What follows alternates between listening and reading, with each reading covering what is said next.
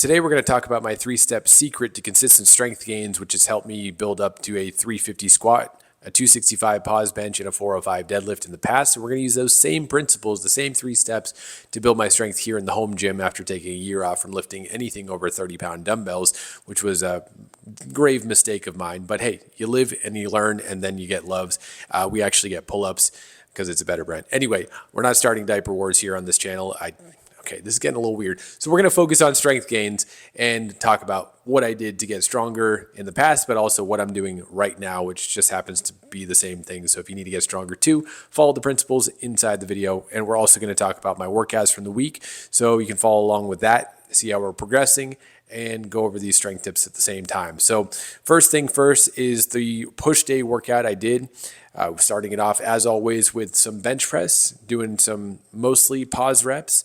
I think I did pause all these, but with these, again, like I said last week, we're not trying to go all out on these. We just want to get some decent quality reps in with a decent amount of weight for me right now.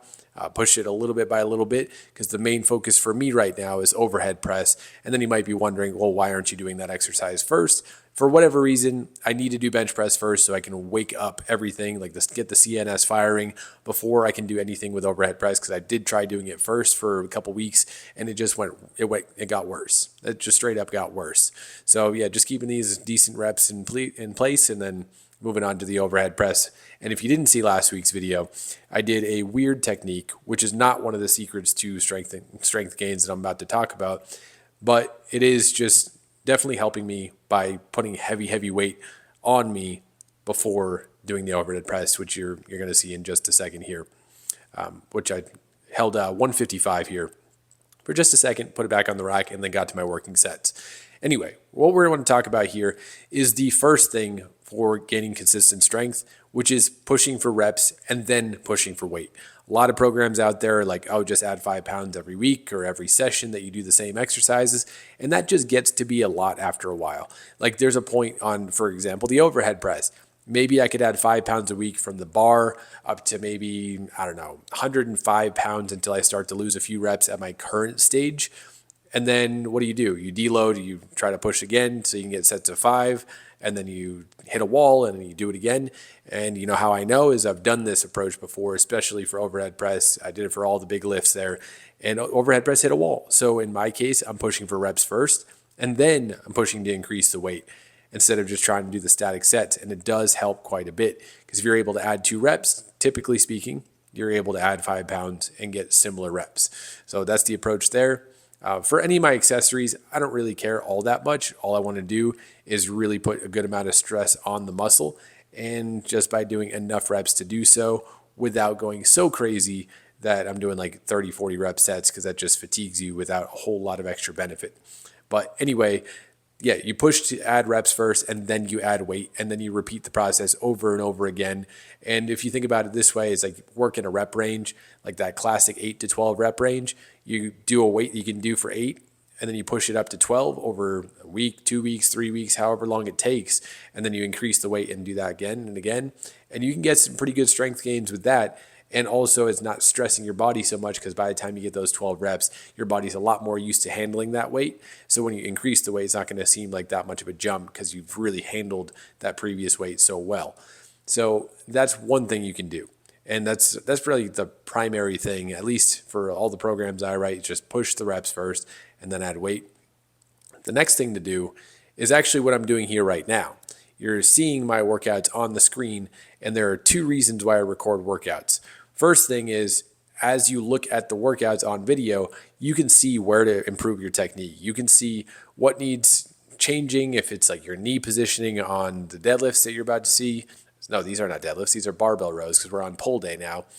Whether it's your knee position on there, or your wrist position, or your back position, anything that you can see on there, you can make an adjustment on your very next set, because you recorded your set, you can review it. and you can improve your technique, which can lead to more strength gains, which can lead to more muscle gains, which can lead to a happier life overall just by simply recording your sets. But if you never see it, you need someone there with experience with working with technique and improving technique, and you just have to listen to whatever their cues are and adjust based on that. And not every cue is as effective for each different person. Like, for example, like screwing your feet into the ground makes sense for a lot of people. When I was helping my wife, I needed to take a different approach, like kind of push your knees out to your hands, to your arms, and that helped her hit deadlift PRs very, very often, which was really cool to see. So the different cues for different people, and in the case of video, you can simply see, like, okay, on these pull-ups, I let my shoulders drop as soon as I start pulling up that first rep.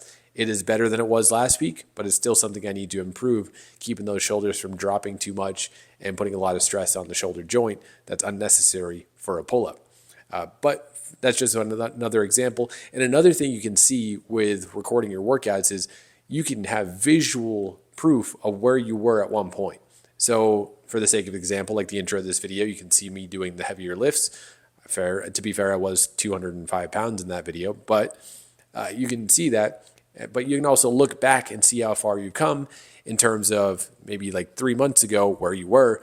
3 months ago, I was lifting a lot less than I am now.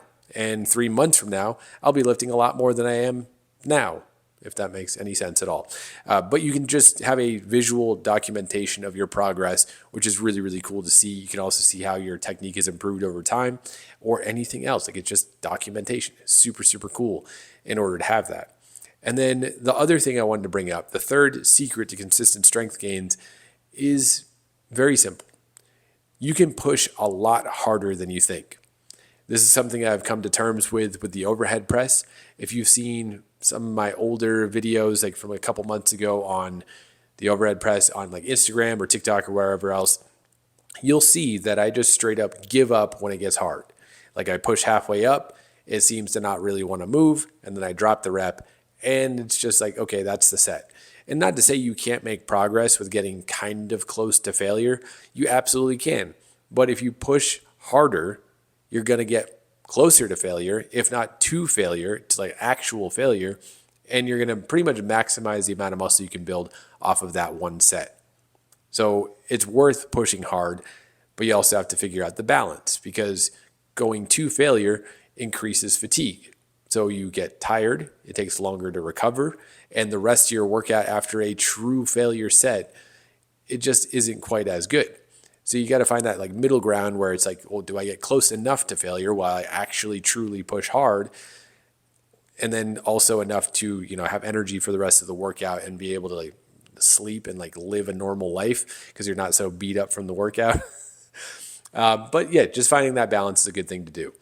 And speaking of pushing hard, one of those things that is tricky for a lot of people is squats or leg press or any other exercise where it's a multi-joint leg exercise.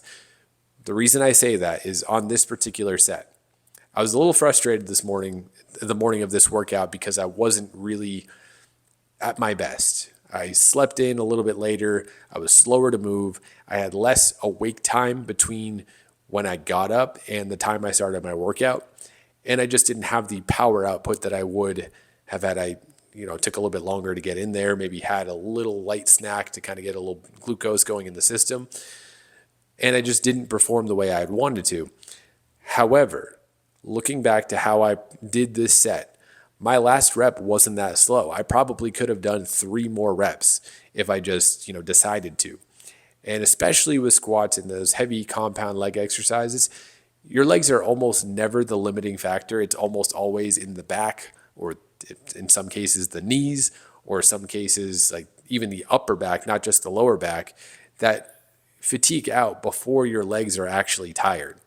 So that's an interesting thing to think about.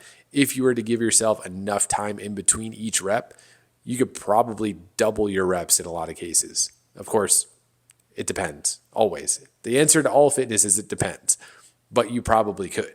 And that's the crazy thing. So just knowing that you can push a lot harder than you think, plus recording your set so you can improve technique and figure out that you actually have to buy straps for your Romanian deadlifts because your grip just doesn't want to deal with it. So you switch to hook grip midway through the set. Then that and plus pushing for reps and then adding more weight and doing that process over and over again, there is absolutely no reason that over the next few months, you aren't going to be able to get dramatically stronger, even if you do nothing else right. Even if you have the weirdest exercises, even if you have all kinds of other things going on, like your sleep is weird, like mine, or life stress is high, or anything else. If you do nothing else right besides do these few things, you will get stronger. And when you get stronger, even though it takes a long time, you will build muscle. And that's a really cool thing. So that's what I did over the week, just my push-pull legs routine. If you want help on your own routine, check the links in the description. I have a free guide. I have a paid guide that's a lot more in depth. And then I have my one-on-one coaching where I can help you out. So that's gainswithgabe.com for all those. That's all I got for now. And I will talk to you next time. My camera wouldn't, let me do that last line. That's all I had to do. That's all I had to say was that one last thing.